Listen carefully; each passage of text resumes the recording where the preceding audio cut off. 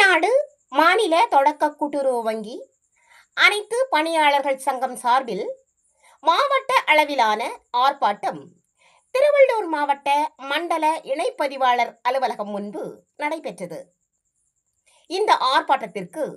போராட்டக்குழு தலைவர் கே ராஜேந்திரன் தலைமையில் மேஞ்சூர் கூட்டுறவு வங்கி செயலாளர் பொன்னன் வரவேற்புரை வழங்க, மாவட்ட பொறுப்பாளர்கள் P Chandran, S Yoganandam, G Shanmugam, K Haribabu, T Amirthalingam, R Raja ஆகியோர் முன்னிலையில் நடைபெற்ற ஆர்ப்பாட்டத்தில்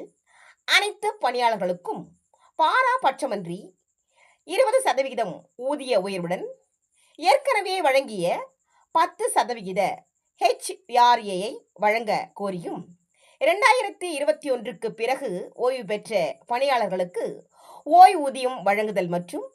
கருணை ஓய்வூதியம் ரூபாய் 5000 உயர்த்தி வழங்க கோரியும்,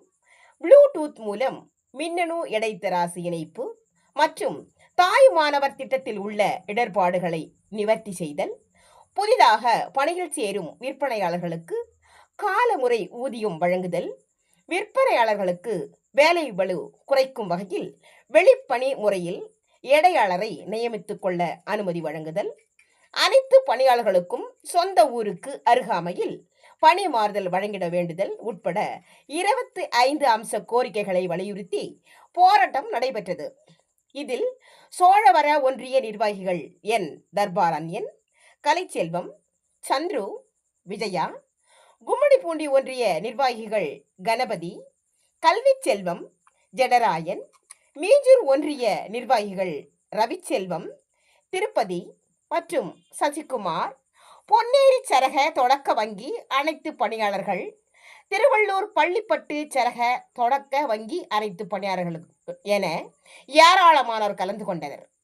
வந்திருந்த பணியாளர்கள் அனைவருக்கும் கூட்டுறவு வங்கி அனைத்து பணியாளர்கள் சங்கம் சார்பில் அறுசுவையுடன் உணவு வழங்கப்பட்டது. வணக்கம்.